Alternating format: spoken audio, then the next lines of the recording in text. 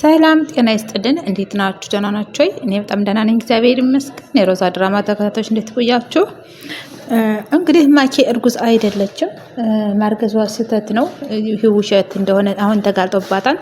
እሱም የተጋለጠው ምንድን ነው እንግዲህ ዶክተር እስር ቤት ሆና ሮዛ ልታያት ስትሄድ ሮዝ ብላ ጠርታ ማኪ እርጉዝ አይደለችም ብላ ማኪ እርጉዝ እንዳልደለችና እንዲሁም ደግሞ እሷንን በሰራችው ስራ እያስፈራራች እርጉዝ እንደሆነች መስክሪልኝ ብላ እንዳስዋሽቻት ሁሉንም ነገር ለሮዛ ትነግራታለች ማለት ነው። ስለዚህ እሷም ደግሞ ዶክተርም ወንጀለኛ ስለተባለች አሁን ላይ እስር ቤት ነው የምትገኘው። ስለዚህ ማኪ እርጉዝ እንዳልሆነች አንድ ባንድ ምንም ሳታስቀር እንግዲህ ሁሉን ነገር ለሮዛ ነግራታለች ማለት ነው። ሮዛም እንግዲህ አመሰግናለሁ በማለት ሁሉን ነገር አዳምጣ እንትን ትላታለች ማለት ነው። እንግዲህ ዶክተርም እስካሁን ድረስ እንድነግራችሁ ፈልጌ ነበር፣ ነገር ግን እናንተ ጥሩ ስሜት ላይ አይደለም ያላችሁት፣ ለዛ ነው። ስለዚህ በጣም ይቅር በሉኝ ካሁን በኋላ በማለት እንትን ትላታለች ማለት ነው። እንግዲህ ሮዝም እኔ አመሰግናለሁ ብላ እስካሁን ድረስ ለበደልሽን ብዙ ብትበድልንም ግን አሁን ደግሞ ያርግሽልን ነገር ከበቂ በላይ ነው እና አመሰግናለሁ ብላት እንግዲህ ዶክተርንም ትሰናበታታለች። የማኪ ክፋት አሁን ላይ የስራዋን ማኪ የምታገኝበት ደረጃ ደርሷን ማለት ነው። እንግዲህ ሮዝም አንድ በቀጥታ ሮዝና ናታን ያደረጉት ነገር ምንድን ነው? ቀጥታ የሮዝን ልጅ ማስመርመር ነበር።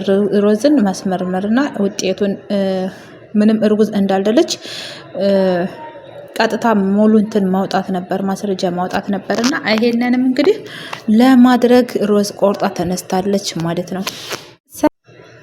እንግዲህ አንድ ባንድ ያደረጉት ነገር ምንድነው? ሮዝና ናታንም እንዲሁም እንግዲህ ሮዝም አንድ ባንድ ፋይሉን ወስዳ ናታንና ሰላምን በመጥራት ሮዛን ነይ ተቀመጭ ብላ ካስቀመጠች በኋላ ፋይሉን ሰጥታታለች። እሱ ምንድነው?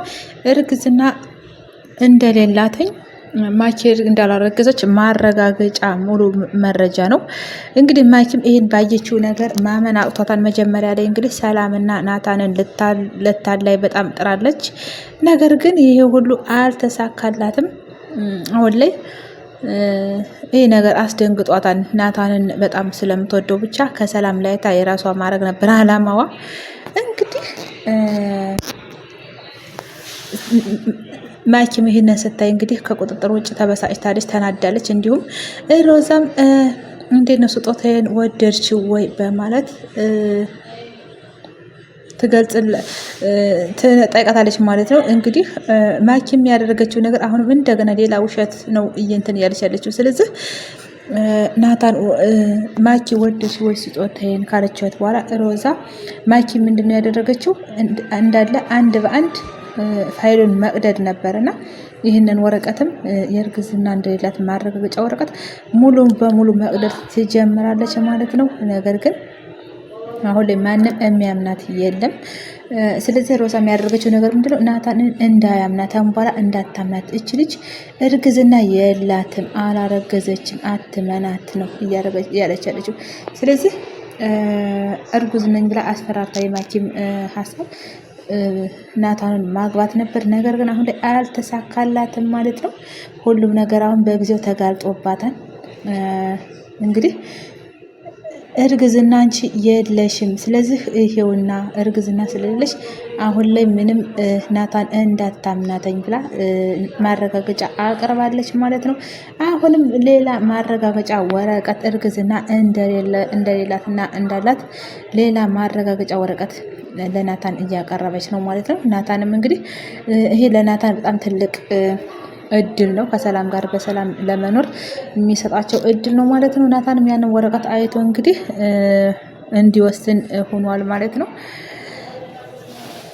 አሁን ላይ የማኪ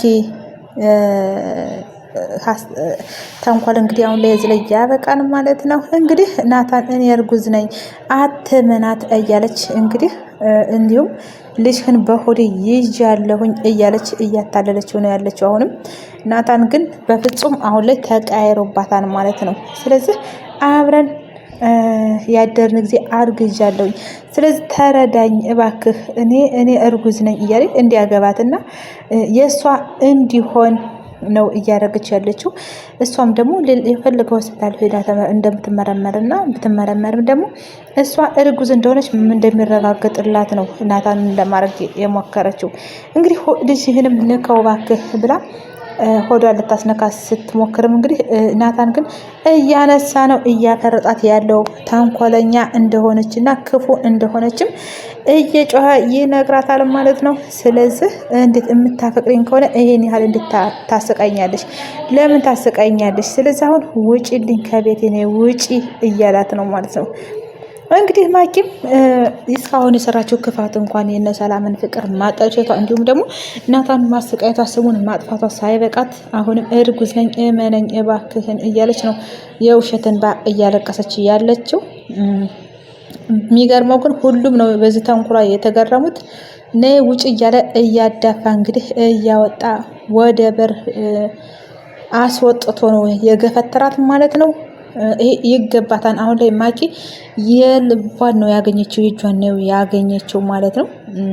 ሮዛም ደግሞ እቺ እህት ሳትሆን ሁሉ ነገር ናት። በጣም እንዲህ የምታደርግ ሴት አብራ ችግሩን የምትጋፈጥ ወንድሟ ጎን ሆና እንዲሁም ደግሞ ከወንድሟ ሚስት ሆና የምትጋፈጥ ሴት ደስ የምትል ሴት ናት።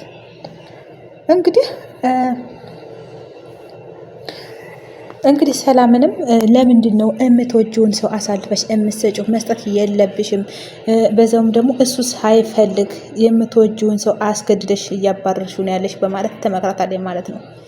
እንግዲህ ሰላምም አሁን ላይ ልባ መጥቷል። ምክንያቱም እሱ ሳይፈልግ ነው በቃ የእሱ አሁን እንግዲህ እያለች እየገፈተረችው ያለችው። አሁን ላይ ሰላም ወደ ማሰብና ቆም ብላ ማሰቢያ ጊዜ ነው። ናታንን ከጎኑ የምትሆንበት ጊዜ ነው ማለት ነው። እንግዲህ ሰላም አሁን ላይ ጸጸት ተሰምቷታል።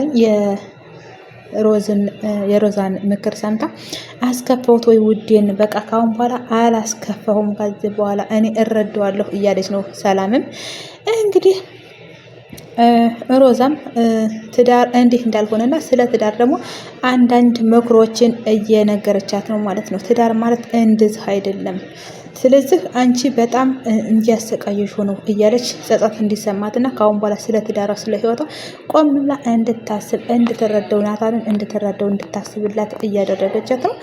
እውነት ለመናገር ሮዛ በጣም ደስ የምትል ሰው ናት ማለት ነው። ልበቀን